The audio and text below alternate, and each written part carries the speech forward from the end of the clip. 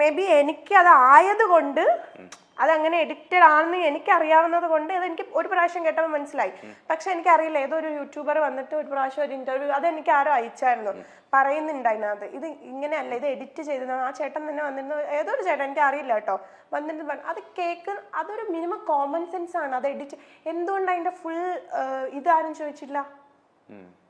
അങ്ങനെ കുറെ സംഭവം ഉണ്ട്. അപ്പം 3 പേർക്കുള്ളിൽ നടക്കുന്ന ഒരു സാധനത്തിന് വെറുതെ കേട്ടിട്ട് അവരങ്ങനെയാണ് അവരിങ്ങനെയാണെന്ന് ജഡ്ജ് ചെയ്യ ലോകത്ത് ആർക്കും അവകാശമില്ല. കാരണം ഇന്ന് ഞാൻ നല്ലതാണോ എന്ന് എന്നോട് തന്നെ ചോദിക്കണം. അപ്പൊ എനിക്കേ അറിയത്തുള്ളൂ ഞാൻ എന്തൊക്കെ ചെയ്യുന്നുണ്ട്, ഞാൻ എത്രമാത്രം നല്ലതാണെന്ന് എനിക്കേ അറിയുള്ളൂ. അതേപോലെ ഓരോ വ്യക്തികൾക്കും അവർക്കേ അറിയത്തുള്ളൂ അവരുടെ ലൈഫിൽ എന്താ നടക്കുന്നതെന്ന്. പുറത്തുനിന്ന് ഒരാൾക്ക് പലതും പറയാം. ഇപ്പൊ തന്നെ എനിക്ക് അറിയില്ല. ഞാൻ ആ ടൈമില് ഞാൻ ശരിക്കും പറഞ്ഞാല് ആ ടൈമിൽ ഞാൻ എൻ്റെ റൂം ചെന്നൈയിൽ എനിക്കൊരു അപ്പാർട്ട്മെന്റ് ഫ്ലാറ്റാണ് ഇവർ തന്നിരിക്കുന്നത്. അപ്പോൾ ഈ പ്രശ്നങ്ങളൊക്കെ നടക്കുന്ന ടൈമിൽ ഞാൻ ഒറ്റയ്ക്കാണ് ആ ഫ്ലാറ്റിനുള്ളിൽ. ഇപ്പം എൻ്റെ കൂടെ ശ്രീ ഉണ്ട്, അന്ന് എൻ്റെ കൂടെ ശ്രീ ഇല്ലായിരുന്നു. അപ്പം ഞാൻ ഇപ്പം ഒറ്റയ്ക്ക് ഇരിക്കുക അതിനകത്ത്. ഇങ്ങനെ പല പല പ്രശ്നങ്ങൾ നടന്ന് എനിക്ക് ചുറ്റും എന്തൊക്കെയാണ് ബോംബ് പൊട്ടിക്കൊണ്ടിരിക്കുക. അപ്പം അതിനിടെ വേറെ പല സംഭവങ്ങൾ നടക്കുന്നു, കുറേ സംഭവം അങ്ങനെ നടന്നുകൊണ്ടിരിക്കുക. അപ്പം എനിക്ക് ആകെയുള്ളത് ഈ ഒരു സാധനം മാത്രമേ ഉള്ളൂ.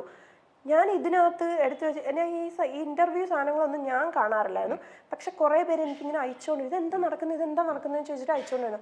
പക്ഷെ എന്നോടൊന്നും ചോദിക്കാത്ത ആളുകളുണ്ട്. കാരണം എന്നെ അറിയാവുന്ന ആളാണ് ഞാൻ. എല്ലാവരുടെ അടുത്തും പൊതുവെ പെട്ടെന്ന് ഞാൻ ഒരു സ്ഥലത്ത് പോയാൽ എല്ലാവരും മിങ്കിളാവുന്ന ഒരാളാണ് ഞാൻ. എല്ലാവരോടും സംസാരിക്കും. എനിക്ക് ആണ് പെണ്ണ് അങ്ങനെയൊന്നുമില്ല. ഞാൻ എല്ലാവരും നല്ല ഓപ്പണായിട്ട് സംസാരിക്കുന്ന ഒരാളാണ്. പിന്നെ സംശയമുള്ളത് ഒരു സംശയ രോഗമുള്ളത് എൻ്റെ ഒരു കുറ്റമല്ല, അതിന് ഒന്നും ചെയ്യാൻ പറ്റത്തില്ല. എനിക്കേ അറിയത്തുള്ളൂ അവിടെ എന്താണ് നടന്നതെന്നുള്ളത് എനിക്കറിയാം. ഇപ്പൊ ആ ഒരു ആൾക്കറിയാം അവിടെ എന്താ നടന്നിട്ടുള്ളത്. ഇത് പെർഫെക്റ്റ് ആവാൻ ശ്രമിക്കുന്ന ആള് സിമ്പതി ക്രിയേറ്റ് ചെയ്യും, പലതും ചെയ്യും. അതിനൊരു വെപ്പണായിട്ട് അവർക്ക് ഒരു സംഭവം കൂടെ ആ കൂട്ടത്തിൽ ഉണ്ടായി.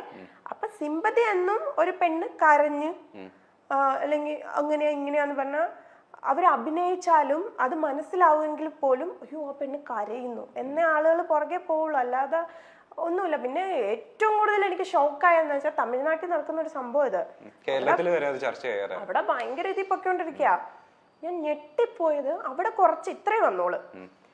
ഇവിടുത്തെ ന്യൂസ് എടുത്ത് നോക്കിയപ്പോഴേ എന്റെ പൊന്നു ചേട്ടൻ, ഞാനത് ഓപ്പൺ ചെയ്തപ്പം ഫസ്റ്റ് കാണുന്നത് എന്തോ ഹോട്ടൽ ദൃശ്യം പുറത്ത്. എങ്ങനെ ഇരിക്കും ഹോട്ടൽ ദൃശ്യം പുറത്ത്? എന്തൊക്കെയായി?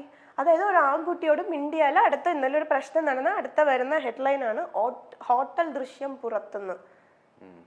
എങ്ങനെ ഇരിക്കും? ഞാൻ ഒന്നാമത് ആ ടൈമിൽ കുറച്ച് മെന്റലി കുറച്ച് ഡൗൺ ആയി. എന്നാലും ഞാൻ മെന്റലി സ്ട്രോങ് ആയിട്ടിരിക്കും. കാരണം ഞാൻ എന്നെ ആരുടെ മുമ്പിൽ ഞാൻ വിട്ടുകൊടുക്കില്ല. ഞാൻ സ്ട്രോങ് ആയിട്ട് നിന്നാൽ എനിക്ക് വേണ്ടിയിട്ട് ഞാൻ സ്ട്രോങ് ആയിട്ട് നിൽക്കണം, അല്ലാതെ എനിക്ക് വേണ്ടി ആരും സ്ട്രോങ് ആയിട്ട് നിൽക്കില്ല. ഞാൻ എന്നെ സ്നേഹിക്കുന്ന കുറെ ആളുകളുണ്ട് എനിക്ക് കൂട്ടായിട്ട് നിൽക്കാനായിട്ട്. ഞാൻ അവർക്ക് വേണ്ടി ഞാൻ നിൽക്കും. എന്നെ ഞാൻ സ്നേഹിക്കുന്നുണ്ട്, അത്രയേ ഉള്ളൂ. അപ്പം ഞാൻ ഈ സാധനമൊക്കെ കണ്ടപ്പോഴേ ഈ ഹെഡ്ലൈൻസ് ആണ് സഹിക്കാൻ പറ്റാത്തത്.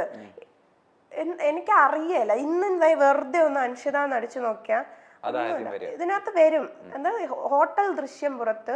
പക്ഷെ എനിക്കിപ്പോഴും മനസ്സിലാവാത്ത ഈ എഴുതിയിടുന്നവരുടെ വീട്ടില് അമ്മയും അച്ഛനും പെങ്ങളും അല്ലെങ്കിൽ ഭാര്യ ഒന്നും ഇല്ലേന്ന് ഞാൻ എപ്പോഴും ആലോചിക്കാറുണ്ട്. എന്ന് വെച്ചാൽ മറ്റുള്ളവരുടെ ജീവിതം വിറ്റ് കഴിക്കുന്നത് സത്യമായിട്ടും ദഹിക്കും. സത്യം പറഞ്ഞാൽ നമ്മൾ റെക്കോർഡ് ചെയ്ത് വെക്കണം. നമ്മളൊരു അതായത് ഇങ്ങനത്തെ സംസാരങ്ങൾ വരുമ്പോൾ ഉറപ്പായിട്ട് നമ്മൾ റെക്കോർഡ് ചെയ്ത്, പ്രത്യേകിച്ച് ആണുങ്ങൾ റെക്കോർഡ് ചെയ്ത് വെക്കണം. പക്ഷെ ഞാൻ ഞെട്ടിപ്പോയെന്ന് ഈ എഡിറ്റിംഗ് വേർഷൻ കേട്ടപ്പോൾ ഞാൻ ഞെട്ടിപ്പോയി. എനിക്കറിയില്ല ഇനി എന്തൊക്കെ എഡിറ്റിംഗ് വേർഷൻസ് തരുമെന്ന്. വെച്ചാൽ പറഞ്ഞ സാധനങ്ങളെ വെട്ടി ഞാൻ പറഞ്ഞത് മാത്രം വിട്ട് അങ്ങനെയാണ് അത് വെളിയിൽ വന്നിരിക്കുക. എനിക്കറിയാലോ ഞാൻ സംസാരിച്ച സാധനം എനിക്കറിയില്ലേ. ഇനി ഞാൻ സംസാരിക്കാത്ത സാധനം എനിക്ക് വരുമോന്നൊന്നും എനിക്കറിയത്തില്ല. ടെക്നോളജി അത്ര വളർന്നിരിക്കുന്നു. ഞാൻ കുഴപ്പമില്ല, പക്ഷെ കാണും. ദൈവമുണ്ട്, അതുകൊണ്ട് ഞാൻ എല്ലാം ദൈവത്തിന് വിട്ടു. ഞാൻ എപ്പോഴും പറയാനുണ്ട്, ദൈവം എനിക്ക് തരുന്നത് എൻ്റെ ലൈഫിലെ ഓരോ സാധനവും എനിക്ക് ഏറ്റവും പെർഫെക്റ്റ് ആയിട്ടുള്ളത് ദൈവം എനിക്ക് തന്നിട്ടില്ല ഇന്നേ വരെ. കൂടെ ഇവിടെ ചെയ്യുന്നതിന് മുമ്പേ ഞാൻ ചെറിയ ചെറിയ ക്യാരക്ടേഴ്സൊക്കെ ചെയ്തിട്ടുണ്ട്. കൂടെ ഇവിടെ ചെയ്യുന്നതിന് മുമ്പേ ഏഷ്യാനെറ്റിൽ തന്നെ ഒരു മെയിൻ സീരിയലിലെ നായികയായിട്ട് വിളിച്ചു. അതെൻ്റെ കയ്യിൽ നിന്ന് പോയി. പക്ഷേ ഞാൻ ഇന്ന് ചെയ്യുന്ന കൂടെ ഇവിടെയാണ് ഏറ്റവും ബെസ്റ്റ്. അതാണ് ആ സീരിയലിനെ വെച്ച് നോക്കിയാൽ ഏറ്റവും ബെസ്റ്റ് കൂടെ ഇവിടെയാണ്. അപ്പം ദൈവം എനിക്ക് ബെസ്റ്റാണ് തന്നത്. അതെനിക്ക് ചെല്ലമ്മ ഏറ്റവും ബെസ്റ്റ് ക്യാരക്ടറാണ് തന്നത്. അതേ കണക്കൊരു ക്യാരക്ടർ ആരും ചെയ്യുന്നില്ല ഞാൻ ഉറപ്പായിട്ടും പറയാം. എന്ന് വെച്ചാൽ അമ്മ അതൊരു ക്യാരക്ടർ പെർഫോം ചെയ്യാനുണ്ട്. ഒരു ആർട്ടിസ്റ്റ് എന്ന നിലയിൽ പെർഫോം ചെയ്യാനുണ്ട്. ഇന്ന് തന്നെ ഇവള് വന്നിട്ട് എന്നെ കണ്ട് എൻ്റെ എന്താ അഞ്ച് കറുത്തു പോയല്ലോ എന്ന് പറഞ്ഞിട്ട് ഞാൻ കൈ ഇത്രയുള്ളായിട്ട് എൻ്റെ കൈ ഞാൻ ഇപ്പോൾ ഫുൾ കൈ ഇടുന്നതിന് മെയിൻ റീസൺ ടാൻ അറിയാണ്ടിരിക്കാൻ വേണ്ടിയിട്ടാണ്. ഇവിടുന്ന് ഫുൾ കറുത്തിരിക്കുക, എൻ്റെ മുതുക് ഫുൾ കറുത്തിരിക്കുക, ബ്ലൗസ് ഇടുന്ന ഇതിൽ ഫുൾ കറുത്തിരിക്കുക. ഞാൻ നന്നായിട്ട് കഷ്ടപ്പെടുന്നുണ്ട് ചേട്ടാ, വെയിലത്ത് നന്നായിട്ട് കഷ്ടപ്പെടുന്നുണ്ട്. നമ്മൾ വിചാരിക്കുന്ന വെയിലല്ല ചെന്നൈ വെയിൽ. നന്നായിട്ട് വെയിലത്തും മഴയത്തും ഒക്കെ ഞാൻ നന്നായിട്ട് കഷ്ടപ്പെടുന്നുണ്ട്. സൈക്കിള് ചവിട്ടി കൊച്ചിനെ എടുത്തോടി ഒക്കെ കഷ്ടപ്പെടുന്നുണ്ട്. അത് എനിക്ക് ഞാൻ ചെയ്യുന്ന ഓരോ ക്യാരക്ടേഴ്സിനോടുള്ള എൻ്റെ ഇഷ്ടമാണ്. അപ്പൊ അതുകൊണ്ട് ഞാൻ എപ്പോഴും ഒരു കാര്യമുള്ളൂ, ദൈവം ഉണ്ട്, ഇതിനൊക്കെ ഉള്ളത് ദൈവം കൊടുക്കും. അന്ന് ഈ ഇഷ്യൂ ഒക്കെ ഉണ്ടായ സമയത്ത് ഇവിടെ നമ്മള് ജോലിനെയും നമ്മളുടെ സഹപ്രവർത്തകരെ എന്തെങ്കിലും ഓഫർ വന്നിട്ടുണ്ടെങ്കിൽ അതിനെയൊക്കെ ബാധിച്ചിട്ടുണ്ടായിരുന്നു ഈ ഇഷ്യൂ? എനിക്ക് ആ ടൈമിൽ വേറെ ഓഫേഴ്സ് ഒന്നും വന്നിട്ടില്ല. അങ്ങനെ ഞാൻ ഇപ്പോൾ ഓൾറെഡി ചെയ്യുന്നതുകൊണ്ട് അങ്ങനെയൊന്നും ഉണ്ടല്ലോ. പക്ഷെ മെന്റലി നമ്മളെ കുറച്ച് ഡൗൺ ആക്കാൻ പല സൈഡിൽ നിന്നും ശ്രമിച്ചു. എന്ന് വെച്ചാൽ ഞാൻ പറഞ്ഞില്ലേ, നമ്മുടെ വളർച്ച ഇഷ്ടമില്ലാത്ത ആളുകളുണ്ട്. അപ്പൊ അവര് നമ്മളെ കിട്ടിയ അവസരത്തിൽ ചവിട്ടി താഴ്ക്കുക എന്ന് പറയില്ലേ. അല്ലാതെ ഞാൻ നോർമലായിട്ടിരിക്കുമ്പോൾ എന്നെ ആർക്കും ചവിട്ടി താഴ്ക്കാൻ പറ്റത്തില്ല. അപ്പൊ ആ ഒരു ഇതിൽ അവർക്ക് അറിയാം മെന്റലി ഇവള് വീക്കാണ് എന്നുള്ള ടൈമിൽ മെന്റലി കുറച്ച് എന്നെ ഒന്നും കൂടി വീക്കാക്കാൻ നോക്കി. പക്ഷെ വിട്ടുകൊടുത്തില്ല. എത്രയൊക്കെ നമ്മൾ ബോൾഡ് ആണെന്ന് പറഞ്ഞാലും ആ സമയത്ത് നമ്മൾ ഒരുപാട് പ്രശ്നത്തിലൂടെ എത്ര ബോൾഡാന്ന് പറഞ്ഞാലും എല്ലാവരും മനുഷ്യന്മാരാണ്.